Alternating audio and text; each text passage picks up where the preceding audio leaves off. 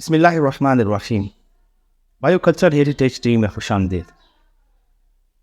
ہمارا جو سیریز چل رہا ہے شمالی علاقہ جات کی زبانیں، اس سیریز میں آج کا جو سیشن ہوگا، اس سیشن میں ہم یدغا زبان کو فوکس کریں گے۔ یدغا زبان ایک لنگوسٹک مائنارٹی ہے، یعنی یہ ایک چھوٹی سی زبان ہے، اور اس زبان کے لوگ چترال کے علاقے وادی لوٹکو میں رہتے ہیں۔ ایک اسٹیمیٹ کے مطابق اس زبان کے بولنے والوں کی تعداد 15 سے لے کر 20,000 کے قریب ہے، اور اس زبان کے جو لوگ ہیں وادی لوٹکو کے مختلف گاؤں میں 15 سے لے کر 20 چھوٹے چھوٹے گاؤں میں یہ لوگ رہتے ہیں، اور یہ علاقہ افغانستان کے بارڈر کے قریب پڑتا ہے۔ زبان کی اہمیت کے حوالے سے اگر بات کریں اور اس زبان کو جو لاحق خطرات ہے اس حوالے سے اگر ہم بات کریں تو یونیسکو نے اس زبان کو انڈینجر زبانوں میں شامل کیا ہے، کیونکہ یہ زبان آہستہ آہستہ ختم ہوتی جا رہی ہے۔ اس زبان کے جو خطرات ہیں، یہ زبان کیوں آہستہ آہستہ ختم ہو رہی ہے، اس کی بنیادی وجہ چترالی زبان ہے، یعنی یہ جو کوار زبان ہے جس کی بہت زیادہ انفلوئنس ہے پورے چترال کے ایریا میں، یعنی چھوٹی چھوٹی زبانوں کے اوپر اس کوار زبان کی جو اثرات ہے، ان اثرات کی وجہ سے یہ چھوٹی زبانیں جس میں یدغا بھی شامل ہے آہستہ آہستہ ختم ہو رہی ہے، کیونکہ کوار کے لوگ چترال کے مختلف علاقوں میں رہتے ہیں، اور یدغا کے جو لوگ جب سفر کرتے ہیں یا کاروبار کرتے ہیں یا ان کی جو ینگ جنریشن ایجوکیشن کے لیے چترال کے مختلف علاقوں کا رخ کرتی ہے تو پھر ان کا زیادہ انٹریکشن کوار کے لوگوں کے ساتھ پڑتا ہے، اور یہ بھی ہے کہ یہی لوگ یدغا کے لوگ کوار زبان کے لوگوں کے ساتھ رشتے بھی کرتے ہیں، اور جب رشتہ ہو جاتا ہے تو جو بچے پیدا ہوتے ہیں، یعنی ماں کی طرف سے، ماں اگر چترالی ہے اور والد وہ یدغا سے، تو پھر جو ان کے بچے ہوتے ہیں تو وہ بھی کوار زبان بولنے کو پریفرنس دیتے ہیں، اور اس طرح رفتہ رفتہ یہ جو یدغا زبان ہے اس کی انٹر جنریشنل ٹرانسمیشن بھی کم ہوتی جا رہی ہے۔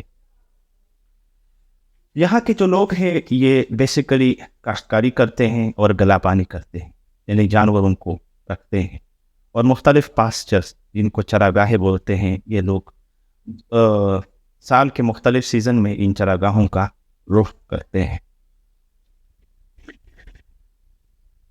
اور اگر ان لوگوں کے بایو کلچر ہیریٹیج کے حوالے سے بات کی جائے، یعنی ثقافتی ورثے کے حوالے سے بات کی جائے، تو ظاہری بات ہے اگر زبان مفقود ہوتی جا رہی ہے، زبان آہستہ آہستہ ختم ہوتی جا رہی ہے، تو اس کا مطلب ہے کہ ان لوگوں کی ثقافت کے اوپر بھی اثرات پڑ رہے ہیں، یعنی ان کی جو اپنی اصلی ثقافت ہے وہ بھی آہستہ آہستہ ختم ہو رہی ہے۔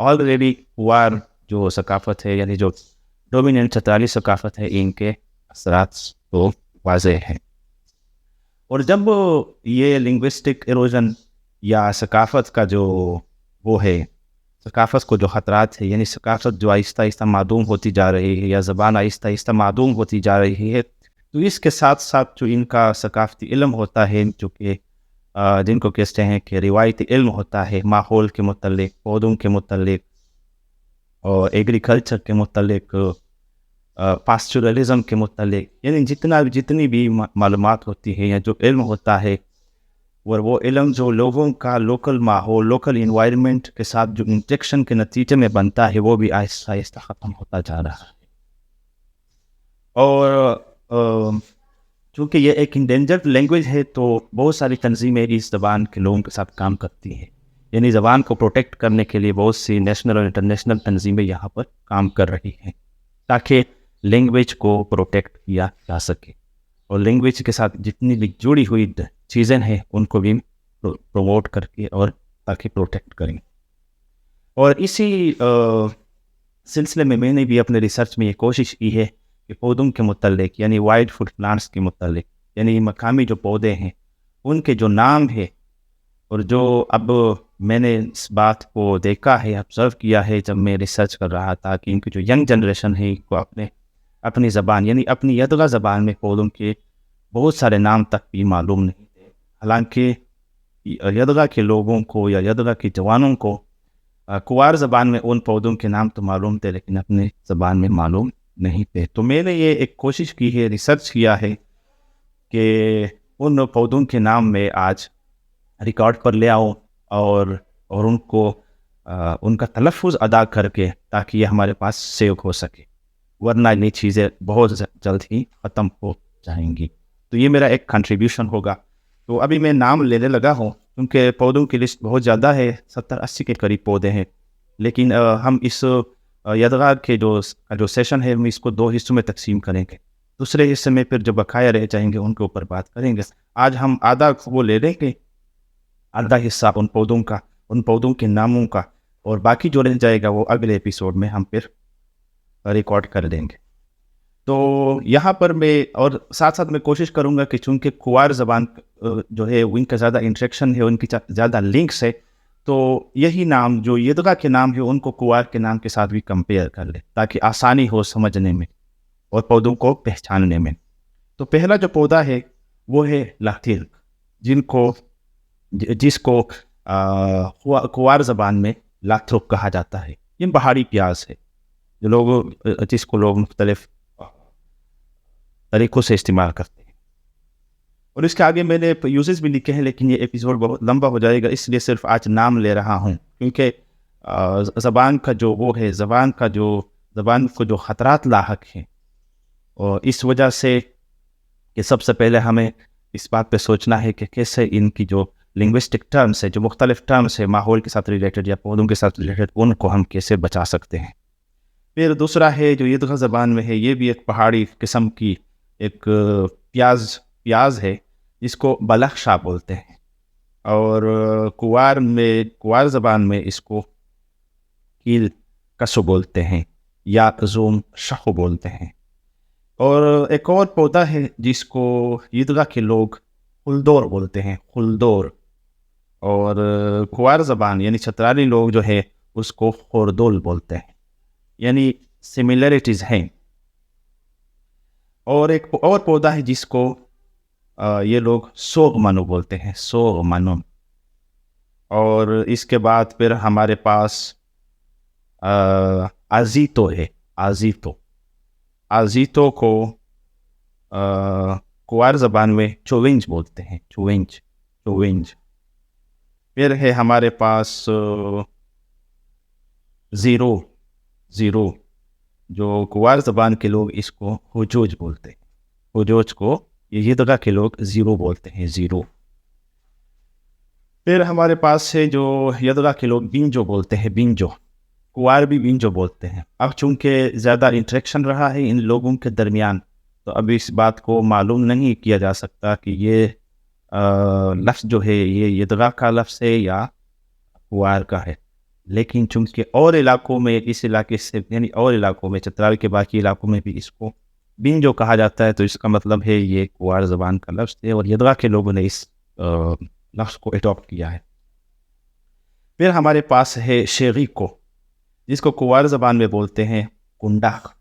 ये एक जंगली सब्ज़ी है, यानी खुद निकलती है, खेत के अंदर मौजूद है, जिसको शेगी को बोलते हैं, यानी यदगा के लोग इसको शेगी को बोलते हैं। और फिर हमारे पास है आचू, कुवार भी यही आचू बोलते हैं और यदगा के लोग भी आचू बोलते हैं। फिर हमारे पास है आमसनी, और जिसको कुवार के लोग मिकीन कहते हैं, मिकीन। फिर एक और पौधा है जिसको बोलते हैं चाची, यानी वो जिसको कुवार के लोग गुनी बोलते हैं, गुनी, इसका फ्रूट खाया जाता है। फिर है हमारे पास फिल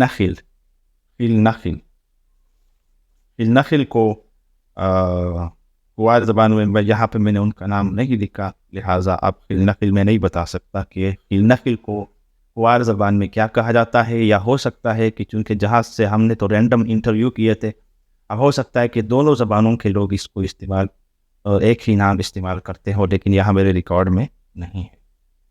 इसके अलावा हमारे पास है खाखू, यानी जिसको कुवार के लोग इसको चामचीन बोलते हैं, वो कांटेदार सा पौधा, इसका भी इस्तेमाल था, यानी इसकी जड़ों को उठाकर लोग खाते थे।